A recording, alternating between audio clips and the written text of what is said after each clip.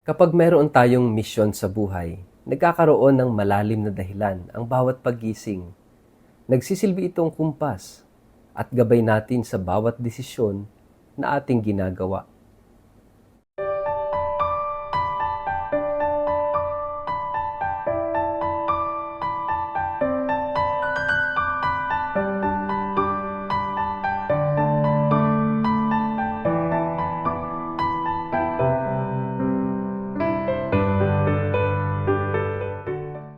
Ang mabuting balita ng Panginoon ayon kay San Lucas.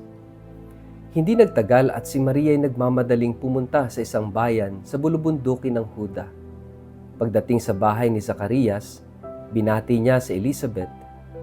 Nang marinig ni Elizabeth ang pagbati ni Maria, biglang gumalaw ang sanggol sa kanyang sinapupunan at siya ay napuspos ng Espiritu Santo. Napasigaw siya sa galak. Pinagpala ka sa mga babae at pinagpala rin ang dinadala mo sa iyong sinapupunan.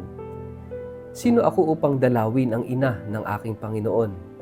Sapagkat pagkarinig ko ng iyong pagbati, ay gumalaw sa tuwa ang sanggol sa aking sinapupunan. Pinagpala ka, sapagkat sumampalataya kang matutupad ang ipinasabi sa iyo ng Panginoon.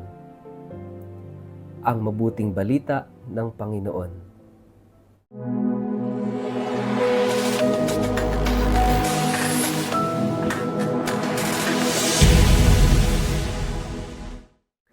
Mapagpalang araw po sa inyong lahat. Kumusta po kayo? Ang atin pong word of the day ay mission.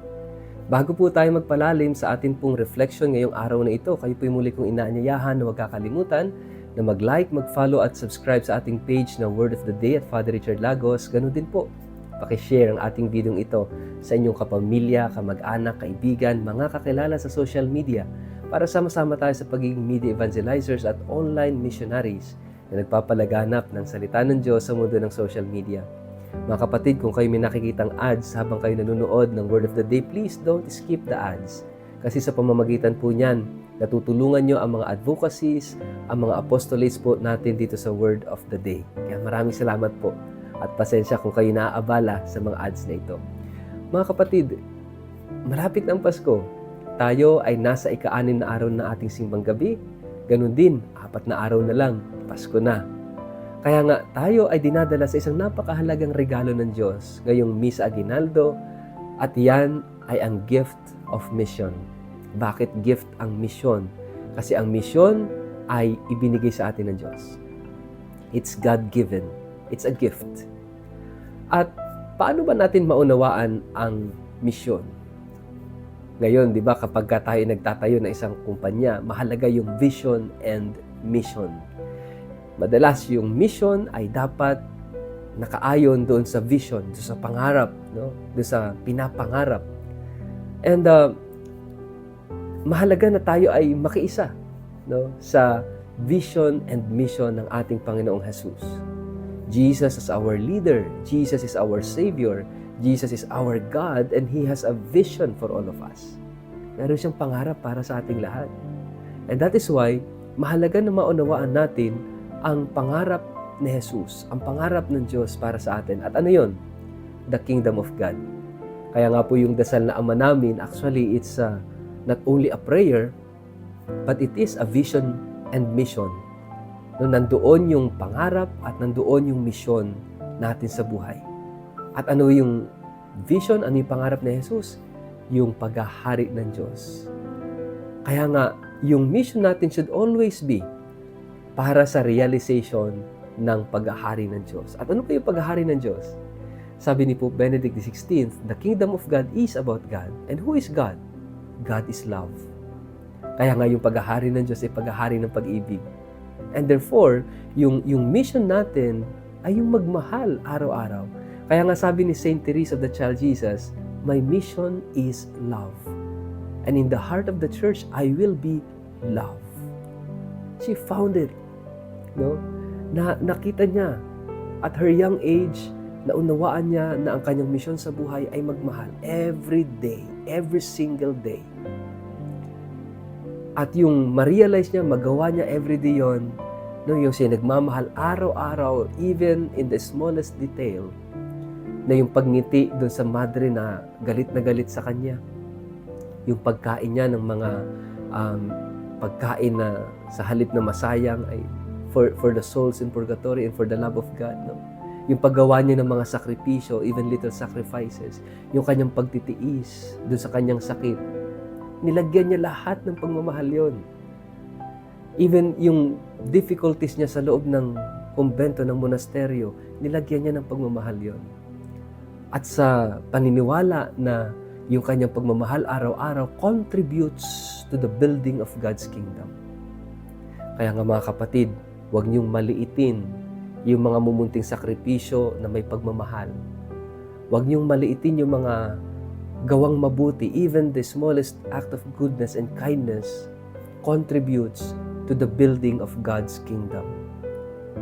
Kaya nga, let us invest. Diba? Dapat doon tayo magsumikap na magmahal araw-araw at lagyan ng pagmamahal lahat ng ating ginagawa dahil nakikiisa tayo sa pagtatatag ng paghahari ng Diyos. And this is our mission.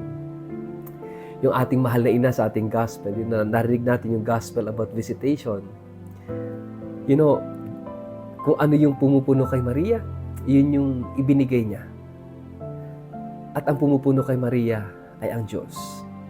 Kaya ang dinala niya kay Elizabeth ay ang Diyos. Si Jesus sa kanyang sinapupunan. Kaya magandang tanungin natin yung ating mga sarili, mga kapatid. What fills you? Ano ba yung pumupuno sa'yo? Because what fills you is what comes out of you. Yun din yung lalabas, yun yung makikita sa atin. Kaya nga, meron din kasabihan na you cannot give what you do not have. If mission is giving, then what will you give? Yourself? Material things only? Mga kapatid, si Maria, puspos ng Diyos. At yung Diyos na pumuspos sa kanya, ang dinadala niyang regalo, ang dinadala niya sa misyon, si Jesus. At yan din po tayo sana. Hayaan nating mapuno tayo at mapuspos tayo ng Diyos so that araw-araw, ang Diyos ang ating dadalhin, ang Diyos ang ating ibabahagi. At ang Diyos ay pag-ibig.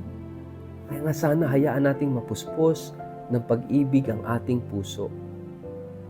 Dahil ito ang ating misyon, magmahal araw-araw. Kaya nga kapag tayo hindi puno ng Diyos, wala tayong pagmamahal na ibibigay. Baka akala natin yung pagmamahal ay natural sa atin, innate. Hindi po. Even love is a gift. Regalo yun ng Diyos na ibinigay sa atin na dapat ibinabahagi. Mga kapatid, ang misyon ang nagbibigay sa atin ng dahilan kung bakit tayo gumigising araw-araw. Ang misyon ang nagbibigay sa atin ng lakas kung bakit nagagawa nating humakbang.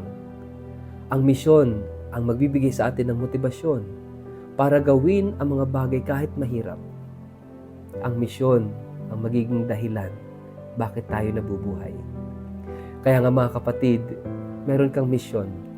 May dahilan ka kung bakit ka nabubuhay. At ano yon? Magmahal. Bakit? Kasi una ka nang minahal ng Diyos. Kaya meron kang misyon na magmahal dahil sa Diyos. Dahil mahal ka ng Diyos. At mamahalin ka ng Diyos sa kabila ng lahat hanggang wakas. Sa ngalan ng Ama at ng Anak at ng Espiritu Santo. Amen. Ama naming Diyos, salamat sa iyong pag-ibig. Tulungan mo kami upang ang pag-ibig na ito ay ibahagi namin sa aming kapwa araw-araw. Amen. Pagpalaan po kayo't ingatan ng makapangyarihang Diyos, Ama at Anak at Espiritu Santo. Amen.